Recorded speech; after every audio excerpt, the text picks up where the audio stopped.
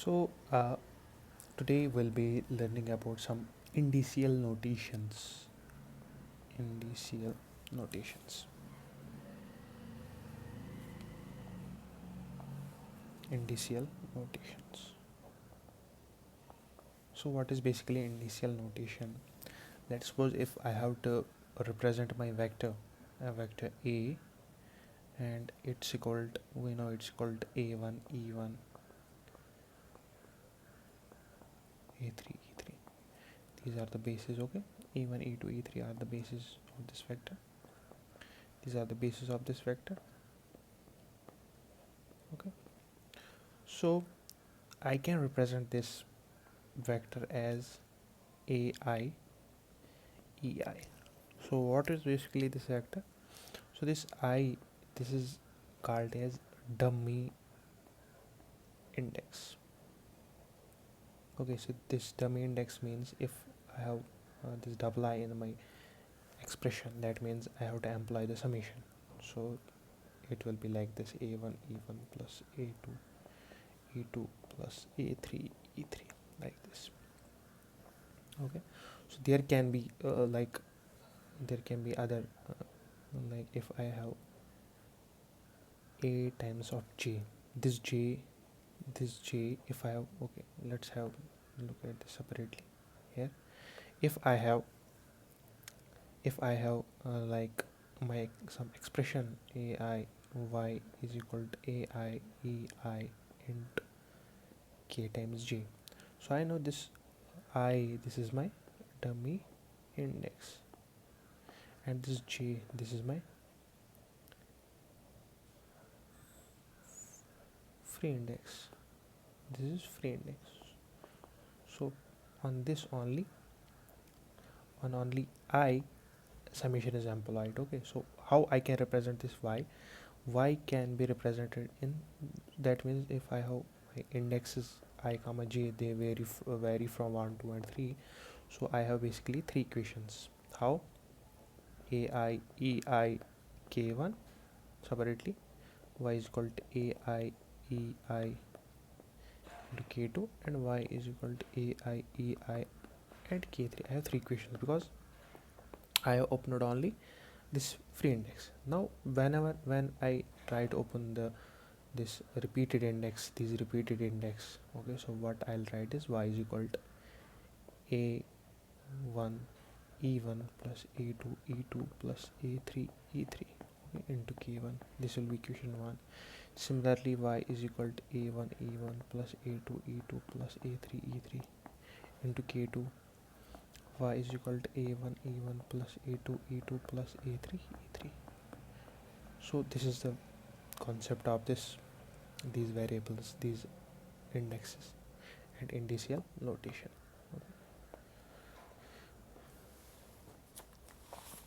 Okay, now let's have a look at Kronecker Delta. Kronecker's Delta. What is Kronecker Delta? Basically, so we represent Kronecker Delta with delta I j. So this is some notation. It has some properties. What is the properties? Delta I j, it's equal to 1 if I is equal to j, and it's equal to 0 if I is not equal to j. Okay, so this is some properties. Right?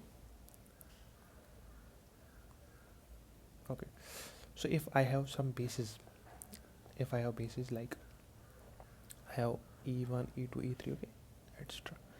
If I try to do ei dot ej, okay, so these are the bases. We know that these are perpendicular like this.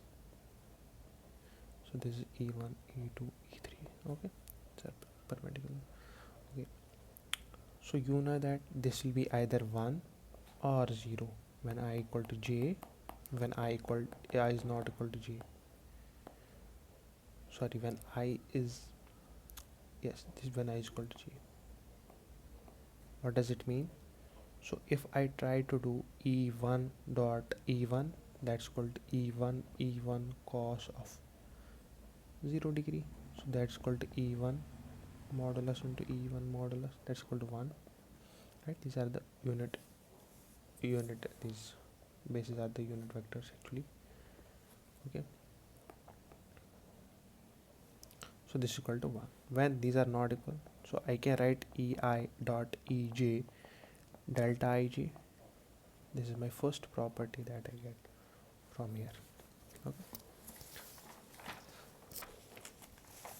now let's look at some property of this Kronecker delta. Okay, what property it have when we, let's suppose I'll take delta ij and vi. Okay, so let's open it up and see what basically. So you can see here these these are repeated index, this is repeated index, therefore it's dummy. Okay, so I can write this j first, therefore three equations. I'll have three equations. Okay, what will be the equation number 1? That will be delta I1 Vi. Second will be delta I2 Vi. Third will be delta I3 Vi, right? Now I'll open this using the repeated index, using this repeated index. So it will be delta 1 1 V1 plus delta 1 2 V2 plus delta, sorry, delta 2 1 V2 plus delta 3 1 V3. Similarly, this will be delta 1 2 V1 plus delta 2 2 V2 plus delta 3 2 V3, right? Similarly, delta 1 3 V1 plus delta 2 3 V2 plus delta 3 3 V3, right?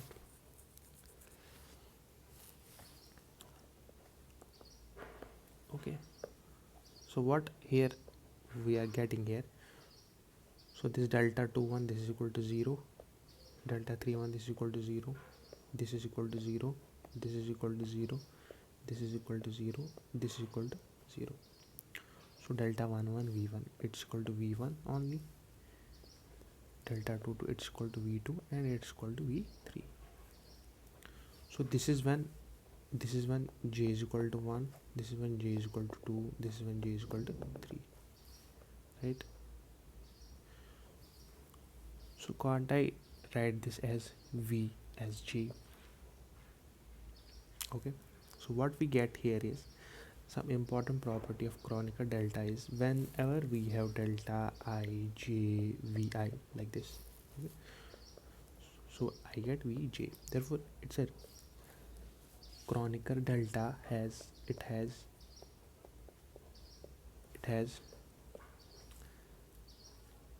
substitution property.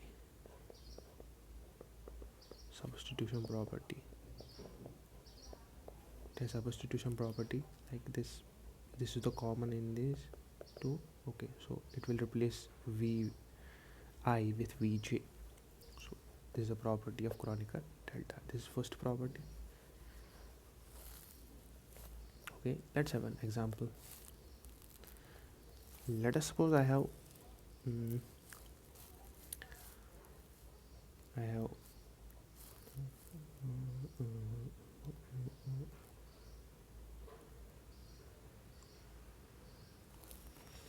okay, so if I want to obtain components of a vector, let's suppose if I want to obtain components of a vector, so I have some vector ai. Okay, I want to obtain its vector, right, its components.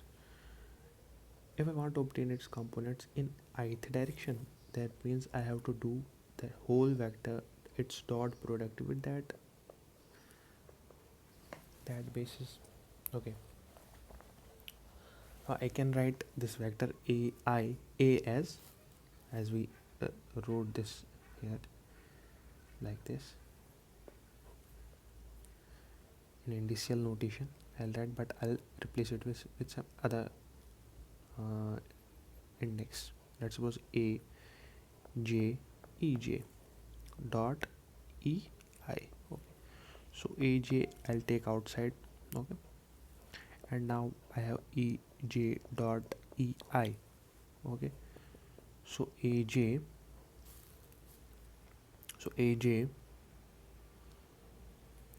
this is delta ji, and I'll get replacement property, I'll get ai component of the vector.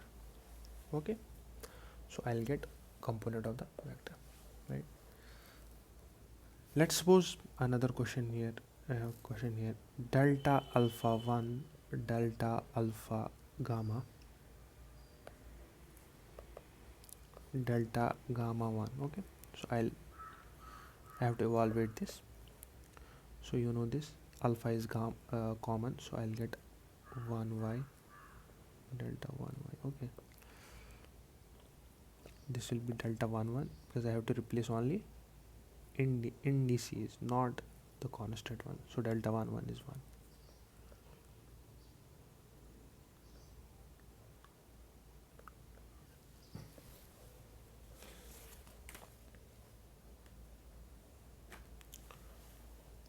Okay, so this is all about the Kronecker delta and indicial notation. Thank you.